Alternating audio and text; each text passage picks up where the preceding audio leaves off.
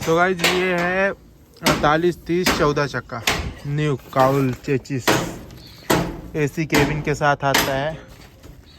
इसमें भी वही सब सिस्टम है जो है पुरानी गाड़ियों में। क्रूज कंट्रोल भी दिया हुआ है। हाँ,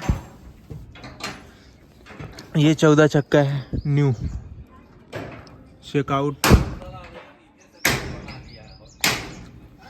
और ये 6 गियर में आता है गाइस, मतलब 16 चक्का 8 गियर में आता है, ये 6 गियर में आता है। इसकी स्पीड तो वही 100 दिया हुआ है। और जो है तो ये रेड बटन दिया हुआ है।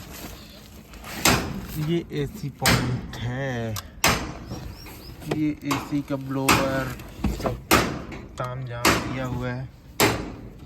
तो काफ़ी अच्छा इंटीरियर वगैरह बनेगा। अब इसका बनवाना है। चेकआउट ये प्यारा लगता है।